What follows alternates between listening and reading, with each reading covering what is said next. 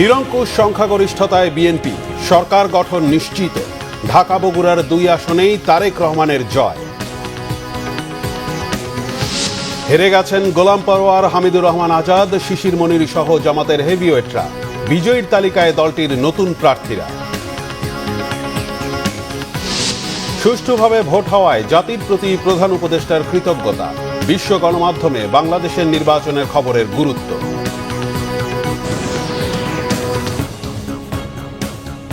দেখছিলেন crown cement সংবাদ শিরোনাম। ত্রয়োদশ জাতীয় সংসদ নির্বাচনে এখন পর্যন্ত প্রাপ্ত ফল অনুযায়ী 2 শতাধিক আসন নিয়ে নিরঙ্কুশ সংখ্যাগরিষ্ঠতার পথে বিএনপি। ঢাকা ও বগুড়ার 2 আসনেই জিতেছেন দলের চেয়ারম্যান তারেক রহমান। বিভিন্ন আসনে হেরে গেছেন গোলাম পরোয়ার, হামিদুর রহমান আজাদ, শিশির মনির সহ জামাতের হেভিওয়েট প্রার্থীরা। তবে বিজয়ীর তালিকায় আছেন দলটির নতুন অনেক প্রার্থী। জয় পেয়েছেন স্বতন্ত্র প্রার্থী রুমিন ফারহানা ও এনসিপির হাসনাত আব্দুল্লাহ। আরও জানাচ্ছেন সিরাজুম মনির শুভ। বৃহস্পতিবার দিনভর ভোট গ্রহণ শেষে সামান্য বিরতি দিয়ে শুরু হয় গণনা। রাত 9টার পর দেশের বিভিন্ন স্থান থেকে একে একে আসতে থাকে ফলাফল। ভোট গণনায় এখন পর্যন্ত বেশিরভাগ আসনেই বিজয়ী বিএনপি। ঢাকা ও বগুড়ার 2 আসনেই জয় পেয়েছেন বিএনপি চেয়ারম্যান তারেক রহমান। ঠাকুরগাঁও 4 আসনে জয়ী হয়েছেন মির্জা ফখরুল। ঢাকা 6 আসনে জয় পেয়েছেন ইশরাক হোসেন।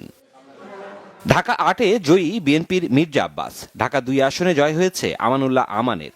ঢাকা 13 আসনের জামায়াতে ইসলামী সমর্থিত 11 দলীয় ঐক্যের প্রার্থী মাওলানা মামুনুল হককে হারিয়ে জয়ী হয়েছেন বিএনপির ববি হাজ্জাজ। পঞ্চগড় 1 আসনে বিএনপির নওশাদ জমির ও পঞ্চগড় 2 আসনে ফরহাদ হোসেন বেসরকারিভাবে নির্বাচিত হয়েছেন। খুলনা 5 আসনে হেরে গেছেন জামায়াতে ইসলামীর সেক্রেটারি জেনারেল মিয়া গোলাম পরোয়ার। কক্সবাজার 2 আসন থেকে হেরেছেন হামিদুর রহমান আজাদ। আর সুনামগঞ্জ 2 আসনে হার হয়েছে জামায়াতের আরেক হেভিওয়েট প্রার্থী শিশির মনিরের। সিলেট 4 আসনে বিএনপির আরিফুল হক চৌধুরী বেসরকারিভাবে নির্বাচিত হয়েছেন। চট্টগ্রাম 1 আসনে বিজয়ী হয়েছেন বিএনপির নুরুল আমিন। চট্টগ্রাম 2 আসনে জিতেছেন সরওয়ার আলমগীর। চট্টগ্রাম 3 আসনে বিএনপির মোস্তফা কামাল পাশা জয় পেয়েছেন। চট্টগ্রাম 4 আসনে মোহাম্মদ আসলাম চৌধুরী। চট্টগ্রাম 7 আসনে জয়ী বিএনপির হুমাম কাদের চৌধুরী। আর চট্টগ্রাম 11 আসনে বিএনপির আমির খসরু মাহমুদ চৌধুরী জয়ী হয়েছেন। এছাড়াও কক্সবাজার 1 আসনে জয়ী হয়েছেন বিএনপির সালাউদ্দিন আহমদ। কক্সবাজার 2 আসনে জিতেছেন বিএনপির মাহফুজুল্লাহ ফরিদ। কক্সবাজার 3 আসনে বিএনপির লুৎফর রহমান কাজল জয়ী হয়েছেন। কুমিল্লা 1 আসনে ডক্টর খন্দকার মোশাররফ হোসেন। মৌলভীবাজার 1 আসনে জিতেছেন বিএনপির নাসিরউদ্দিন আহমেদ মিঠু। নরসিংদী 1 আসন থেকে বিপুল ভোটের ব্যবধানে নির্বাচিত হয়েছেন বিএনপির যুগ্ম মহাসচিব খায়রুল কবির খোকন। নরসিংদী 2 আসনে বেসরকারিভাবে নির্বাচিত হয়েছেন বিএনপির আব্দুল মঈন খান। নরসিংদী 4 আসনে বিএনপির সর্দার সাখাওয়াত বেসরকারিভাবে নির্বাচিত হয়েছেন। নেত্রকোনা 4 আসনে বিএনপির মোহাম্মদ লুৎফুজ্জামান বাবর বিপুল ভোটে বিজয়ী হয়েছেন। ব্রাহ্মণবাড়িয়া 6 আসনে বিএনপি সমর্থিত প্রার্থী গণসংহতি আন্দোলনের প্রধান সমন্বয়ক জোনায়েদ সাকি জয়ী। লক্ষ্মীপুর 3 আসনে বিজয়ী বিএনপির শহীদউদ্দিন চৌধুরী অ্যানি। ব্রাহ্মণবাড়িয়া 2 আসনে স্বতন্ত্র প্রার্থী রুমিন ফারহানা বড় ব্যবধানে বিজয়ী হয়েছেন। যশোর 5 আসনে জামায়াতে ইসলামীর অ্যাডভোকেট গাজী এনামুল হক। যশোর 6 আসনে জামায়াতে ইসলামীর মুক্তার আলী।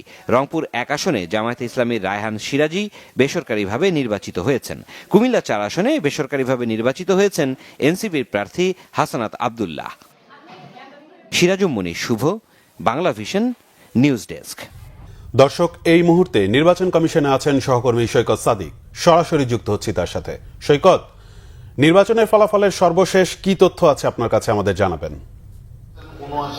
রায়হান, হয়তো সারা দেশের মানুষ এটা অনেকটা নিশ্চিত হয়েছে যে এই ত্রয়োদশ জাতীয় সংসদ নির্বাচনে আগামী থেকে ক্ষমতায় আসছেন কারা নিরঙ্কুশভাবে জয়ী হচ্ছেন। কিন্তু নির্বাচন কমিশনে যেখানে আনুষ্ঠানিকভাবেই নির্বাচনের ফলাফল দেয়া হচ্ছে, মধ্যরাতের আগ পর্যন্ত কিন্তু তারা আংশিক ফলাফল দিচ্ছিল। তাদের হাতে যেই আসনটার রেজাল্ট আসতো সেটাই কিন্তু তারা মোট আসনের আংশিক যতটুকু পেতেন সেটাই দিচ্ছেন। কিন্তু এখন যেটা হচ্ছে যে পুরোপুরি আসন ভিত্তিক পুরোপুরি যে ফলাফল সেটা কিন্তু আসন ভিত্তিক ঘোষণা করছে নির্বাচন কমিশনের আঞ্চলিক সচিব। তিনি কিন্তু জানাচ্ছেন এই মুহূর্তে সিলেট অঞ্চল যদি দেখায় আমরা, সিলেট অঞ্চলের যে ফলাফল সেটা ঘোষণা করছেন আমাদের অতিরিক্ত সচিব নির্বাচন কমিশনের। তিনি সেই ঘোষণা দিচ্ছেন। একটার পর একটা নির্বাচন কমিশনের একটা বিভাগ তারা দায়িত্বে আছেন যে তারা রেজাল্ট আলাদা আলাদা শীট সেটা দিচ্ছেন। গণভোটের জন্য একটা শীট হচ্ছে এবং সাধারণ ভোট সেটার জন্য সিট হচ্ছে, সেই অনুযায়ী কিন্তু নির্বাচন কমিশনের অতিরিক্ত সচিব তিনি ফল ঘোষণা করছেন। সেখানে বিএনপির প্রার্থী কত ভোট পেয়েছেন, জামাতের প্রার্থী কত ভোট পেয়েছেন, এনসিপির প্রার্থী কত ভোট পেয়েছেন এবং কে বিজয়ী হয়েছে সেই বিষয়টা কিন্তু এই আলাদা আলাদা পেপারে জানানো হচ্ছে এবং সেটা নির্বাচন কমিশনের সামনে একটা বড় একটি বোর্ড টানানো হয়েছে। সেখানে আসন ভিত্তিক বিভাগ অনুযায়ী সেই রেজাল্ট শিটটা টানানো হচ্ছে এবং 10টি জায়গায় কিন্তু নির্বাচন কমিশনের বিভিন্ন জায়গায় সেটা পৌঁছে দেওয়া হচ্ছে। এর বাইরে রায়হান, আপনাকে একটি মেসেজ জানিয়ে রাখি যে এখনো হয়তো নির্বাচন কমিশনের জামায়াতের প্রতিনিধি দল তারা আছেন। কিছুক্ষণ আগেও তারা গণমাধ্যমের সাথে কথাও বলেছেন এবং গণমাধ্যমের সাথে কথা বলে তাদের যে অভিযোগগুলো সেগুলো তারা তুলে ধরেছেন। তারা বলছেন যে মূল যে অভিযোগটি তারা বলছেন যে এখন পর্যন্ত নির্বাচনের বিভিন্ন আসনের তাদের যে জামাতের যে 11 দলের জোট, সেই জোটের প্রতিনিধি যারা রয়েছেন, সিনিয়র যারা নেতৃত্ব পর্যন্ত তাদের সহ অন্যান্য আসনগুলোর রেজাল্টটা ঘোষণা করতে নির্বাচন কমিশন দেরি করছেন এবং এই রেজাল্ট ঘোষণার সঙ্গে যারা জড়িত আছে তাদের গাফিলতির কথাও, তাদের অনিয়মের কথাও তিনি তুলে ধরলেন এবং তিনি যে বিষয়টি বললেন যে একটি বিশেষ রাজনৈতিক দলকে সুবিধা দেওয়ার জন্যই এমনটা করা হচ্ছে বলে জামাতের পক্ষ থেকে জামাতের মিডিয়া বিভাগে যে দায়িত্ব রয়েছেন অ্যাডভোকেট এহসানুল করিম জুবায়ের তিনি জানিয়েছেন এবং তিনি বলছেন যে এই নির্বাচনে কোনো ধরনের ষড়যন্ত্র তারা মেনে নেবে না এবং এই নির্বাচনকে সেই ষড়যন্ত্র প্রতিহত করারও তারা ঘোষণা দিয়েছেন। সব মিলিয়ে এর আগে আমরা আগেও বলেছিলাম যে এই জামাতের 11 দলীয় জোটের যে আরেকজন প্রার্থী রয়েছেন ঢাকা 13 আসনের মাওলানা মামুনুল হক, তিনিও নির্বাচন কমিশনে এসেছিলেন, তিনিও অভিযোগ করেছেন এবং রিটার্নিং কর্মকর্তা তাকে আদালতে শরণাপন্ন হওয়ার কথা বলেছেন। একদিকে নির্বাচন কমিশনের পক্ষ থেকে বিভিন্ন আসনের 299টি আসনের বিভিন্ন আসনের যে চূড়ান্ত ফলাফল আসছেন সেটা ঘোষণা করা হচ্ছে। সেই সঙ্গেই অনেক প্রার্থী বা জামাতের পক্ষে যারা আছেন তারা অভিযোগ নিয়ে আসছেন। সব মিলে নির্বাচনের কার্যক্রমের শেষ মুহূর্তের কার্যক্রম সেটা কিন্তু চলছে। হয়তো আপনাকে অসংখ্য ধন্যবাদ। আমরা সর্বশেষ খবরের জন্য আবারও যুক্ত হব আপনার সাথে। দর্শক, নির্বাচন কমিশন কার্যালয় থেকে আমাদের সাথে যুক্ত ছিলেন সহকর্মী সৈকত সাদিক। দর্শক, এই মুহূর্তে সেগুনবাগিচায় ঢাকা বিভাগের রিটার্নিং কর্মকর্তার কার্যালয়ে আছেন সহকর্মী মেজবা রহমান। সরাসরি যুক্ত হচ্ছি তার সঙ্গে। মেজবা, সর্বশেষ কয়টি কেন্দ্রের ফলাফল জানা গেছে আমাদের জানাবেন। আমি রয়েছি ঢাকা রিটার্নিং কর্মকর্তার কার্যালয়ে এবং বিকাল থেকে এই জায়গায় রয়েছি। একেবারে মাহেন্দ্রক্ষণের সন্ধিক্ষণে কিন্তু আমরা এসে পৌঁছেছি ঢাকা বিভাগীয় রিটার্নিং কর্মকর্তার কার্যালয়। এই কার্যালয় থেকে কিন্তু 13টি মোট ঢাকার বিভাগের 13টি সংসদীয় আসনের ফলাফল প্রকাশ করা হবে। সন্ধ্যা থেকে কিন্তু আমরা বারবার জানাচ্ছিলাম আপডেট যে বিষয়টি যে প্রত্যেকটি কেন্দ্রের প্রত্যেকটি আসনের কিন্তু আংশিক ফলাফল প্রকাশ করা হচ্ছিল। তবে কিছু সময় আগে রিটার্নিং কর্মকর্তা শরফ আহমেদ তিনি কিন্তু পুরো 6টি আসনের পূর্ণাঙ্গ ফলাফল প্রকাশ করেছেন। অর্থাৎ ঢাকা এই 6টি আসনের মধ্যে ঢাকা 4, ঢাকা 6 রয়েছে। এছাড়াও ঢাকা 8, 14, 17 এবং 18 এই 6টি আসনের পূর্ণাঙ্গ ফলাফল প্রকাশ করেছেন। আমি যদি একটু বলতে চাই, ঢাকা 8 আসনের সৈয়দ জয়নুল আবেদিন তিনি 11 দলীয় জোট প্রার্থী, তিনি দাঁড়িপাল্লা প্রতীকে জয়যুক্ত হয়েছেন এবং একই পরে ঢাকা 6 আসনে ইশরাক হোসেন ধানের শীর্ষে যে প্রার্থী ছিলেন বিএনপি মনোনীত প্রার্থী তিনি জয়যুক্ত হয়েছেন এবং এরপরে ঢাকা 8-এ যেটি বহুল কাঙ্ক্ষিত একটি জায়গা ছিল যেখানে ভোট যুদ্ধ হচ্ছিল। আমরা বেশ দফায় দফায় দেখেছিলাম যে নাসিরউদ্দিন পাটোয়ারি এবং মির্জা আব্বাসের মধ্যে যে কয়েকদিন ধরে একটি রেষারেষি চলছিল ভোট যুদ্ধকে কেন্দ্র করে এবং নাসিরউদ্দিন পাটোয়ারি কিন্তু আমি যে বিষয়টি এই বিগত লাইভেও বলছিলাম যে নাসিরউদ্দিন পাটোয়ারি মির্জা আব্বাসকে আজকে ফলাফলের দিনে মির্জা আব্বাসের বিরুদ্ধে কিন্তু অভিযোগ দিতে এই রিটার্নিং কর্মকর্তার কার্যালয়ে এসেছিলেন। সেই ঢাকা 8-এর পূর্ণাঙ্গ ফলাফল ঘোষণা হয়েছে, সেখানে মির্জা আব্বাস কিন্তু জয়যুক্ত হয়েছেন এবং এরপরে আমি জানি রাখতে ঢাকা 14 আসনে সেখানে কিন্তু বিএনপি যে প্রার্থী তুলি তাকে পরাজিত করেছেন ব্যারিস্টার আরমান এবং ঢাকার 17 আসনে বিএনপি চেয়ারম্যান তারেক রহমান তিনি জয়যুক্ত হয়েছেন এবং ঢাকা 18 আসনে SM জাহাঙ্গীর ধানের শীষের প্রার্থী তিনিও জয়যুক্ত হয়েছেন। আমি যে তথ্যগুলো আপনাকে এই মুহূর্তে দিচ্ছি সেটি কিন্তু রিটার্নিং কর্মকর্তা শরফ আহমেদ চৌধুরী তিনি কিন্তু পোস্টাল ব্যালট সহ পূর্ণাঙ্গ তথ্য কিন্তু তিনি দিয়েছেন। অর্থাৎ এর আগে যে তথ্যগুলো বারবার প্রকাশিত হচ্ছিল সেটিগুলো এই আসনগুলো কিন্তু আংশিক তথ্য ছিল, অর্থাৎ কোনো কেন্দ্রের তথ্য বা কোনো ওয়ার্ডের তথ্য, কিন্তু এই 6টি আসনে কিন্তু পরিপূর্ণ তথ্য একদম আমরা বলতে পারি যে সরকারিভাবে তবে একটি ঘোষণা যে 6টি আসনে কারা নির্বাচিত হয়েছে, আমরা বিভিন্ন সময় তথ্য পাচ্ছি যে বিভিন্ন জায়গায় অনেকে নির্বাচিত হচ্ছেন, সেই খবরগুলো আমাদের কাছে আছে। বাট রিটার্নিং কর্মকর্তা বারবার বলছেন যে অফিসিয়ালি ঘোষণা অনুযায়ী এই যে 6টি আমি আসনের নাম বললাম, এই 6টি আসনে অর্থাৎ ঢাকা 4, ঢাকা 6, 8, ঢাকা 14, ঢাকা 17 এবং ঢাকা 18, এই 6টি আসনটি কিন্তু পরিপূর্ণ ফলাফল এবং তিনি ঘোষণা করেছেন। বাকি আসনগুলো খুব দ্রুত, অর্থাৎ ধারণা করা হচ্ছে যে বেলা ভোর 6টা থেকে 7টার ভিতরে কিন্তু আমরা বাকি আসনগুলো পেয়ে যাব।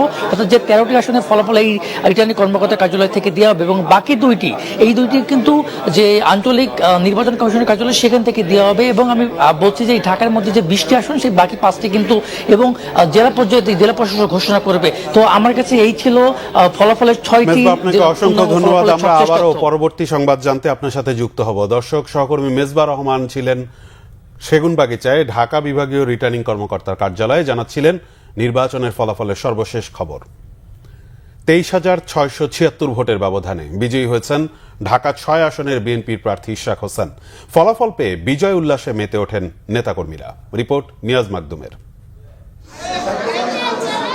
সহযোদ্ধাদের সাথে নিয়ে শান্ত মেজাজে দেখছিলেন বিভিন্ন কেন্দ্রের ফল। ঢাকা 6 আসনের 100 কেন্দ্রের মধ্যে 99টির ফল পেয়ে উল্লাসে ফেটে পড়েন নেতাকর্মীরা। চেয়ার থেকে তুলে নেন ইশরাক হোসেনকে, সাথে ছিলেন তার ভাই ইশফাক হোসেন ও মাসরুর হোসেন। বেশ কিছু সময় নেতাকে ঘিরে বিজয় উদযাপন করেন কর্মীরা, ফুল ছিটিয়ে জানান অভিনন্দন। কার্যালয় ছেড়ে তাদের সঙ্গে নিয়ে সড়কে নামেন ইশরাক হোসেন। এ সময় ইশরাক হোসেন অভিযোগ করেন জামাত এনসিপির প্রতি সরকার পক্ষপাতিত্ব করেছে। ফলাফল কারচুপি হয়েছে কিনা তা গভীরভাবে পর্যবেক্ষণ করার কথাও বলেন তিনি। সারা বাংলাদেশে যে ধানের শীষের যে জোয়ার উঠেছে, সেই জোয়ারে বর্তমান সরকার, জামাত, এনসিপি সবাই মিলেও কারচুপি করে আমাদেরকে ঠেকায় রাখতে পারে নাই। আগামী দিনেও পারবি না ইনশাল্লাহ। আমরা ফলাফল পর্যালোচনা করব, কোথায় কোথায় কারচুপি হয়েছে, কিভাবে হয়েছে, বা কোথাও ইঞ্জিনিয়ারিং হয়েছে কিনা।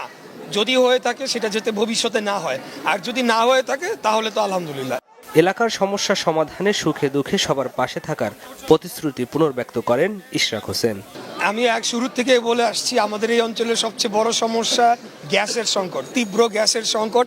এটাকে আমি অন্তত আমাদের এই এলাকায় 1 নম্বর প্রায়োরিটিতে রেখেছি।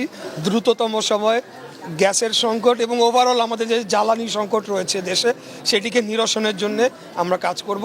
ত্রয়োদশ জাতীয় সংসদ নির্বাচনে 23,676 ভোটের ব্যবধানে জয়লাভ করেছেন ঢাকা 6 আসনের প্রার্থী ইশরাক হোসেন। ধানের শীষ প্রতীকে তিনি পেয়েছেন 78,141 ভোট। তার নিকটতম প্রতিদ্বন্দ্বী প্রার্থী ডক্টর আব্দুল মান্নান দাঁড়িপাল্লা প্রতীকে পেয়েছেন 54,465 ভোট। আমাদের নেতা কর্মীরা অত্যন্ত টায়ার্ড, তারা অনেক পরিশ্রম করেছে, তাই আজকে এখন তারা বিশ্রাম নিবে। কালকের থেকে আমাদের বিজয় মিছিল শুরু হবে। নিয়াজ মাকদুম, বাংলা ভিশন, ঢাকা। ত্রয়োদশ জাতীয় সংসদ নির্বাচন এবং জুলাই জাতীয় সনদ বাস্তবায়নের উপর অনুষ্ঠিত গণভোট শান্তিপূর্ণ, সুশৃঙ্খল ও উৎসব মুখর হওয়ায় অভিনন্দন ও কৃতজ্ঞতা জানিয়েছেন প্রধান উপদেষ্টা ডক্টর মোহাম্মদ ইউনূস। জনগণ তাদের সাংবিধানিক অধিকার প্রয়োগের মাধ্যমে দেশের ভবিষ্যৎ নির্ধারণে সক্রিয় ভূমিকা রেখেছেন বলেও জানান প্রধান উপদেষ্টা। এর আগে রাজধানীর একটি কেন্দ্রে ভোট দিয়ে প্রধান উপদেষ্টা বলেন, দেশের মানুষের জন্য মহা আনন্দের দিন আজ, দুঃস্বপ্নের অবসানের দিন। ত্রয়োদশ জাতীয় সংসদ নির্বাচনের ভোট দিতে রাজধানীর Gulshan model school and college কেন্দ্রে 10:20 দিকে আসেন প্রধান উপদেষ্টা ডক্টর মোহাম্মদ ইউনূস। তিনি বুথে ঢুকে ভোটাধিকার প্রয়োগ করেন। এ সময় প্রধান উপদেষ্টাকে বেশ উচ্ছ্বসিত দেখা গেছে। পরে তিনি সাংবাদিকদের জানান, এবারে নির্বাচনের মাধ্যমে দুঃস্বপ্নের অবসান হয়েছে। আজকে মহা আনন্দের দিন, আজকে নতুন বাংলাদেশের জন্মদিন। সারা দিন ব্যাপী আমরা এই জন্মদিন উৎসব পালন করব।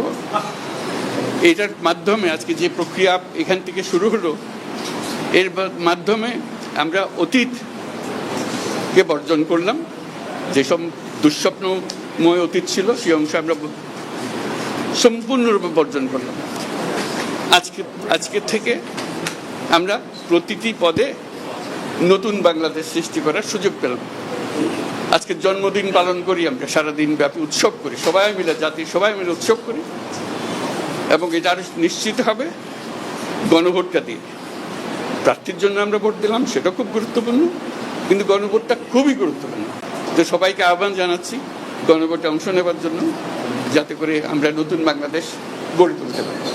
খুব ভালো লাগবে, এটা আমার জীবনে মহা আনন্দের দিন এবং বাংলাদেশের সবার মনে এটা মহানন্দের দিন, মুক্তির দিন, আমাদের দুঃস্বপ্নের অবসান, নতুন স্বপ্নের শুরু।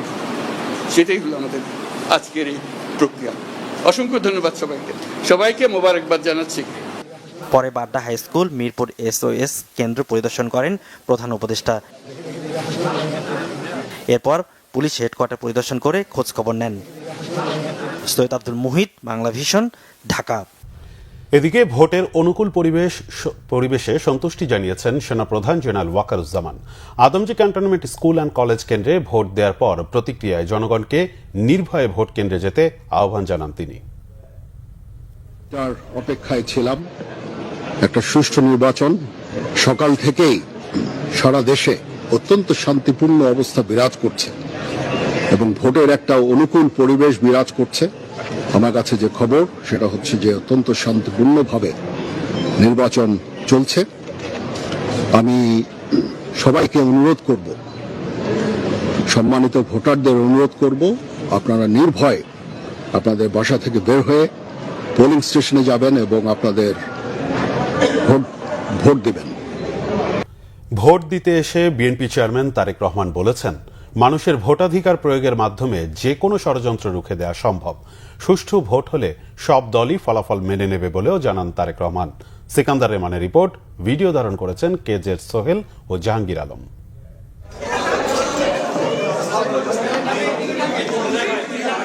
Gulshan model school and college কেন্দ্রে ভোট দেন বিএনপি চেয়ারম্যান তারেক রহমান। স্ত্রী ডাক্তার জোবাইদা রহমান ও মেয়ে জাইমা রহমানও ভোট দেন একই সময়ে। ভোট শেষে নির্বাচন সংশ্লিষ্টদের সাথে বিভিন্ন বিষয়ে জানতে চান বিএনপি চেয়ারম্যান। পরে কথা বলেন সাংবাদিকদের সাথে, জানান ভোট সুষ্ঠু ও নিরপেক্ষ হলে সব দলই ফলাফল মেনে নেবে। নির্বাচনে যারা এইসব ঘটনা ঘটাচ্ছে তাদের প্রতি তো মানুষের বিরূপ ধারণা হবে বলে আমরা বিশ্বাস করি, কারণ ঘটনাগুলো তো ভালো না। তারা তো বিভিন্নভাবে বিভ্রান্ত করার বা অনৈতিক কাজ করার তারা চেষ্টা করছে, কাজে তাদের প্রতি নিশ্চয়ই মানুষের বিরূপ ধারণা হবে। নির্বাচন যদি সুষ্ঠু, নির্বাচন যদি নিরপেক্ষ হয়, নির্বাচন যদি বিতর্কিতহীন হয়, তাহলে অবশ্যই কেন মেনে নেব না, সব দলই আমরা মেনে নেব। কিন্তু অবশ্যই এখানে একটি শর্ত আছে যে নির্বাচন নিরপেক্ষ হতে হবে, নির্বাচন শান্তিপূর্ণ হতে হবে। আমরা যেসব অনাকাঙ্ক্ষিত ঘটনা দেখছি, যেভাবে মানুষকে বিভ্রান্ত করার চেষ্টা হচ্ছে, সেই এরকম বিষয় তো অবশ্যই মেনে নেওয়া যাবে না, কেউই মেনে নেবে না। এক প্রশ্নের জবাবে তারেক রহমান বলেন, ফল গণনায় দেরি হবার কোনো কারণ দেখছেন না তিনি। নির্বাচন পরবর্তী যৌক্তিক সময়ে ফলাফল ঘোষণার কথা বলেন তিনি। ফল গণনায় কেন দেরি হবে? দেরি হবার কোনো কারণ নাই। কেন দেরি হবে? আমরা সমগ্র দেশের মানুষ যেখানে একটি দ্রুত তারা যা ভোট দিয়ে এসছে তার ফল তারা দ্রুতই চাইবে। আমরা আশা করব যে নির্বাচন কমিশন চেষ্টা করবে যাতে দেশের মানুষ দ্রুত তার ভোট প্রদানের যে ফল সেটা তার মানুষকে সামনে উপস্থাপন করবে। পরে ঢাকা সেনানিবাসের Adamjee school and college, Mohakhali, Panthapath, Bhasantek, Manik Mia avenue, Dhanmondi 27 নম্বর সড়ক, সোভানবাগ, বনানীর বিদ্যানিকেতন সড়ক হয়ে গুলশানে চেয়ারম্যানের কার্যালয়ের সামনে সাংবাদিকদের সাথে কথা বলেন তারেক রহমান। আমরা কনফিডেন্ট, আমরা আশাবাদী জয়ের ব্যাপারে।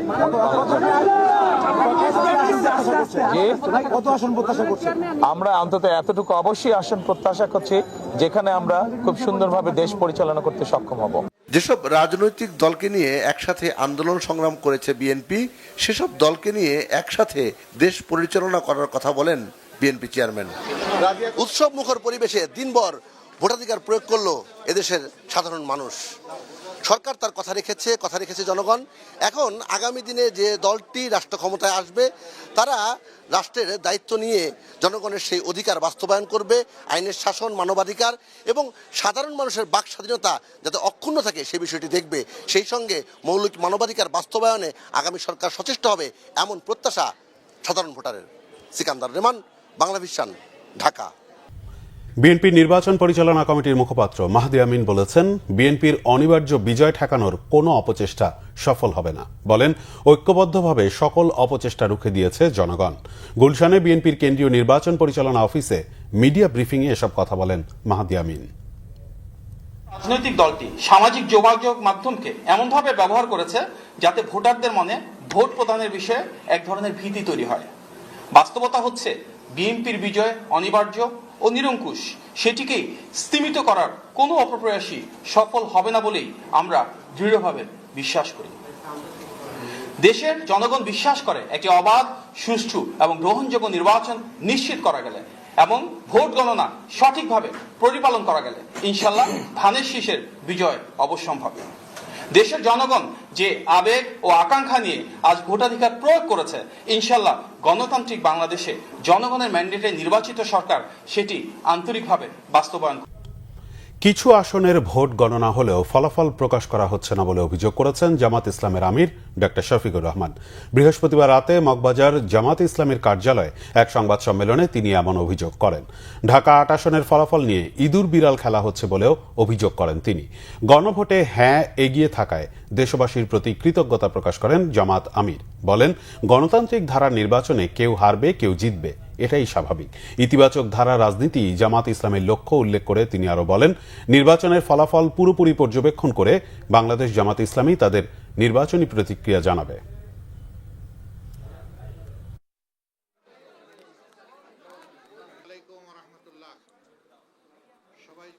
বেশ কিছু আসনে আমাদের জানা মতো আমরা এগিয়ে আছি এবং গণনাও কমপ্লিট, কিন্তু স্থানীয়ভাবে যারা রিটার্নিং অফিসার আছেন তারা ঘোষণা দিচ্ছেন না, ঝুলিয়ে রেখেছেন। তা আমরা বুঝতে পারছি না এটা কেন।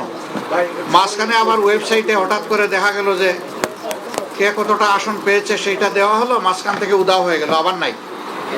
আমাদের লোকদেরকে বসিয়ে রাখা হলো দীর্ঘ সময়। তা আমরা সব মিলে এখন আপনাদের সামনে পূর্ণাঙ্গ কোনো বক্তব্য দিতে পারছি না বলে আমরা দুঃখিত। বাংলাদেশের নির্বাচনে ভোট গ্রহণ ও দলীয় প্রার্থীদের উচ্ছ্বাস, অভিযোগ ও উৎকণ্ঠা নিয়ে গুরুত্বপূর্ণ প্রতিবেদন প্রকাশ করেছে আন্তর্জাতিক গণমাধ্যমগুলো। দিনের শুরু থেকেই বিবিসি, সিএনএন, রয়টার্স, গার্ডিয়ান, আল জাজিরার মতো বিশ্ব গণমাধ্যম জুলাই বিপ্লবকে সামনে এনে বাংলাদেশে গণতন্ত্রের পুনরুত্থান নিয়ে সংবাদ প্রকাশ করে। যদিও ভারতীয় কিছু গণমাধ্যম নির্বাচনের পরিবেশ নিয়ে প্রশ্ন তুলে সংবাদ প্রকাশ করেছে। বিস্তারিত শহীদ আরাফাতের ডেস্ক রিপোর্টে। আন্তর্জাতিক গণমাধ্যমগুলো বাংলাদেশের নির্বাচনে ভোট গ্রহণের পরিবেশ, দলীয় প্রার্থীদের প্রতিশ্রুতি, অভিযোগ সহ দিনব্যাপী নানা কর্মসূচি অত্যন্ত গুরুত্ব সহকারে তুলে ধরছে। জুলাই গণ আন্দোলন, শেখ হাসিনা ব্যতীত জাতীয় নির্বাচন, গণতন্ত্রের পরিবেশ, বিএনপি চেয়ারম্যান তারেক রহমানের দুর্নীতিমুক্ত দেশ গড়ার অঙ্গীকার, সরকার গঠনের লক্ষ্য নিয়ে জামায়াতের নির্বাচনে অংশগ্রহণের মতো বিষয় এতে প্রাধান্য পেয়েছে। ব্রিটিশ সংবাদ মাধ্যম বিবিসি বলছে, ২০২৪ সালের জুলাই আন্দোলনে শেখ হাসিনা সরকার পতনের পর প্রথমবারের মতো জাতীয় নির্বাচন হচ্ছে বাংলাদেশে। বাংলাদেশের জাতীয়তাবাদী দল বিএনপি ও বাংলাদেশ জামায়াতে ইসলামী প্রধান এই দুটি দলের অংশগ্রহণকে সামনে এনে সাধারণ জনগণের স্বতঃস্ফূর্ত ভোটদান তুলে ধরেছে বিবিসি। জেনজি প্রজন্মের আন্দোলনের পর বাংলাদেশে ঐতিহাসিক নির্বাচন শিরোনামে প্রতিবেদন প্রকাশ করেছে অপর ব্রিটিশ সংবাদ মাধ্যম রয়টার্স। প্রতিবেদনে বলা হয়, ২০২৪ সালের পর বাংলাদেশে গণতন্ত্র ফিরিয়ে আনতে আয়োজিত এই নির্বাচন দক্ষিণ এশিয়ার ভূরাজনীতির জন্য অত্যন্ত গুরুত্বপূর্ণ। দ্য গার্ডিয়ানের প্রতিবেদনে বলা হয়, বাংলাদেশে গত ২ দশকের মধ্যে প্রথম সুষ্ঠু ও স্বতঃস্ফূর্ত নির্বাচন অনুষ্ঠিত হচ্ছে। ১৭ বছর পর তারেক রহমান দেশে ফিরে পরবর্তী প্রধানমন্ত্রীর জন্য প্রতিদ্বন্দ্বিতা করছেন। তারেক রহমানের দুর্নীতিমুক্ত নতুন বাংলাদেশ গড়ার প্রতিশ্রুতিকেও গুরুত্ব সহকারে প্রচার করেছে এই ব্রিটিশ সংবাদ মাধ্যম। কাতার ভিত্তিক সংবাদ মাধ্যম আল জাজিরা বাংলাদেশের নির্বাচন নিয়ে লাইভ আপডেট দিচ্ছে। এই নির্বাচনকে ২০২৪ সালে ছাত্র আন্দোলনে আওয়ামী নেত্রী শেখ হাসিনার পতনের পর দেশে গণতন্ত্র প্রত্যাবর্তনের একটি গুরুত্বপূর্ণ পরীক্ষা হিসেবে বর্ণনা করেছে সংবাদ মাধ্যমটি। গুরুত্ব সহকারে তুলে ধরেছে নির্বাচনে বিএনপি, জামায়াত ও এনসিপির অংশগ্রহণ। জেনজি প্রজন্মের বিজয়, নির্বাচনে পুরনো শক্তির আধিপত্য বিস্তার, এই শিরোনামে প্রতিবেদন প্রকাশ করেছে মার্কিন সংবাদ মাধ্যম সিএনএন। প্রতিবেদনে বলা হয়, একজন স্বৈরশাসকের পতনের পর বাংলাদেশে প্রথমবারের মতো ভোট গ্রহণ হচ্ছে। একটি সুষ্ঠু ও কারচুপিবিহীন নির্বাচন আয়োজনে উচ্ছ্বাস প্রকাশ করেছে তরুণ প্রজন্ম। শেখ হাসিনা বিরোধী বিক্ষোভের পর বাংলাদেশে কয়েক মাস ধরে অস্থিতিশীল পরিস্থিতি ছিল, আর এই নির্বাচনের মধ্য দিয়ে বাংলাদেশে একটি স্থিতিশীল শাসন ব্যবস্থা প্রতিষ্ঠা হবে এমন আশা প্রকাশ করে প্রতিবেদন প্রকাশ করেছে পাকিস্তানি গণমাধ্যম ডন। এছাড়া জুলাই বিপ্লবকে সামনে এনে ভোটাভুটি নিয়ে প্রতিবেদন প্রকাশ করেছে দ্য এক্সপ্রেস ট্রিবিউনও। তবে ভারতীয় কয়েকটি গণমাধ্যম বাংলাদেশের নির্বাচন নিয়ে বিভ্রান্তিকর তথ্য পরিবেশন করেছে। বিভিন্ন বুথে ধস্তাধস্তি, নেতার মৃত্যু, বিস্ফোরণের তথ্য অতিরঞ্জিত করে তুলে ধরেছে আনন্দবাজার, ইন্ডিয়া টুডের মতো গণমাধ্যম। এছাড়া বাংলাদেশে 50% বেশি ভোট কেন্দ্রকে ঝুঁকিপূর্ণ বলে দাবি করেছে সংবাদ মাধ্যম হিন্দু। Shahid Arafat, Banglavision news desk. ভোট শান্তিপূর্ণভাবে অনুষ্ঠিত হয়েছে এবং ভোটারদের উপস্থিতি ইতিবাচক ছিল উল্লেখ করে সার্বিক পরিবেশ নিয়ে সন্তোষ জানিয়েছেন বিদেশি পর্যবেক্ষকরা। রিপোর্ট করছেন ইমরুল কায়েস। বেলা বাড়ার সাথে সাথেই রাজধানীর ভোট কেন্দ্রগুলোতে ভোটারদের ভিড় বাড়তে থাকে। পুরুষের পাশাপাশি নারী ভোটারদের দীর্ঘ লাইনও চোখে পড়ে। কেউ কেউ আবার পারিবারিক আবহে ভোট দিতে যান, সঙ্গে নিয়ে যান শিশুদেরও। দেশি পর্যবেক্ষকদের পাশাপাশি এবার সারা দেশে বিদেশিরাও নির্বাচন পর্যবেক্ষণ করেন। এরই ধারাবাহিকতায় রাজধানীর সিদ্ধেশ্বরী গার্লস কলেজ, ঢাকা বিশ্ববিদ্যালয়ের কার্জন হল সহ বিভিন্ন কেন্দ্রের ভোটদান পরিস্থিতি পর্যবেক্ষণ করতে যান ইউরোপীয় ইউনিয়নের পর্যবেক্ষকরা। কার্জন হল কেন্দ্র পরিদর্শন শেষে দুপুরে গণমাধ্যমের সঙ্গে কথা বলেন ইউ পর্যবেক্ষক দলের প্রধান আইভার্স ইজাবস। তিনি বলেন, শান্তিপূর্ণ ভোট বাংলাদেশের গণতন্ত্রের জন্যই গুরুত্বপূর্ণ। বাংলাদেশে আজ ঐতিহাসিক নির্বাচন অনুষ্ঠিত হচ্ছে। গণতন্ত্রের জন্য দিনটি খুবই গুরুত্বপূর্ণ। আমরা সারা দেশ থেকে তথ্য সংগ্রহ করছি, ভোটারদের ইতিবাচক অংশগ্রহণের খবর পাচ্ছি। আমরা সবার অংশগ্রহণমূলক একটি সুষ্ঠু ও বিশ্বাসযোগ্য নির্বাচন আশা করছি। এছাড়াও রাজধানীর বিভিন্ন ভোট কেন্দ্র পরিদর্শন করেন কমনওয়েলথ ও IRI সহ বিভিন্ন বিদেশি পর্যবেক্ষণ সংস্থা। নির্বাচনের পরিস্থিতি নিয়ে তারা সন্তোষ প্রকাশ করেন। ভোটাররা খুবই উচ্ছ্বসিত। অনেকেই বলেছেন তারা আগে ভোট দিতে পারেনি, অনেকে এবারই প্রথম ভোট দিচ্ছে, সুতরাং তাদের ভোট ফলাফল নির্ধারণে প্রভাব ফেলতে পারে। এখনো শান্তিপূর্ণভাবে ভোট গ্রহণ হচ্ছে, সবকিছু ভালোই মনে হয়। আশা করি সারা দেশে শান্তিপূর্ণভাবে ভোট গ্রহণ অনুষ্ঠিত হবে।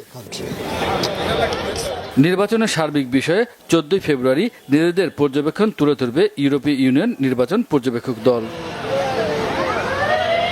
দীর্ঘদিন পর একটি উৎসবমুখর পরিবেশে ভোট দিলেন ভোটাররা।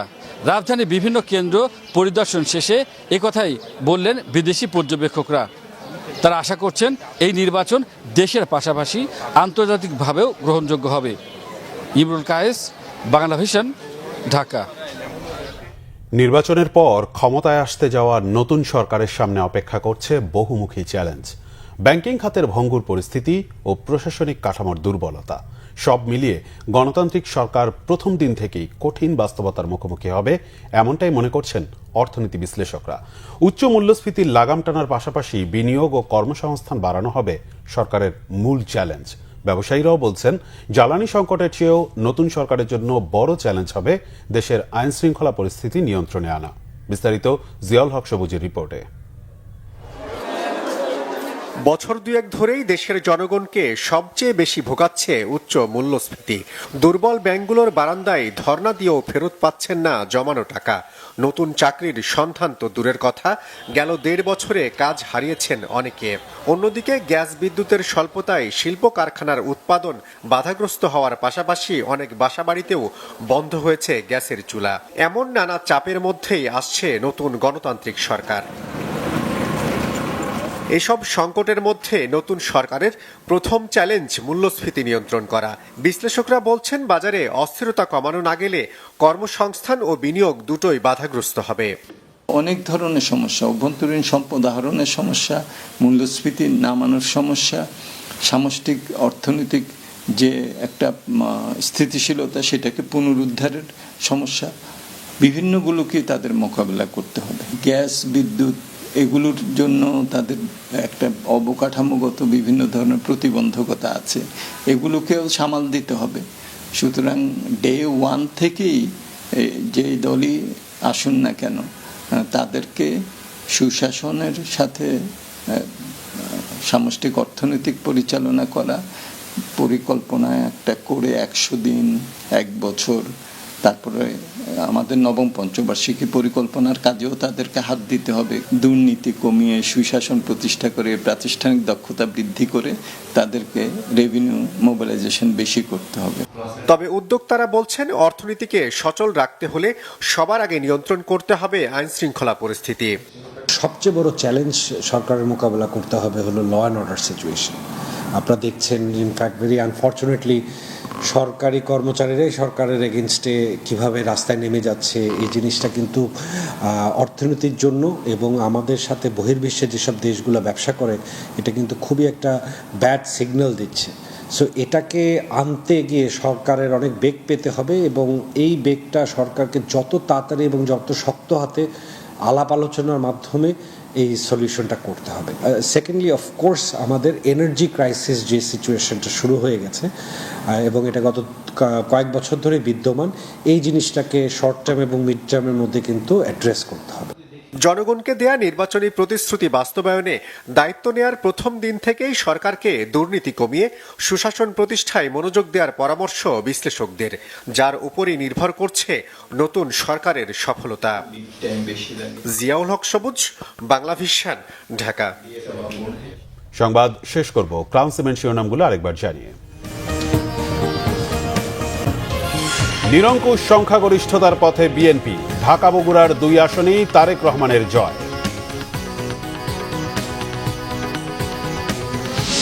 হেরে গেছেন গোলাম পরোয়ার, হামিদুর রহমান আজাদ, শিশির মনি সহ জামাতের হেভিওয়েটরা। বিজয়ীর তালিকায় দলটির নতুন প্রার্থীরা। সুষ্ঠুভাবে ভোট হওয়ায় জাতির প্রতি প্রধান উপদেষ্টার কৃতজ্ঞতা। বিশ্ব গণমাধ্যমে বাংলাদেশের নির্বাচনের খবরের গুরুত্ব।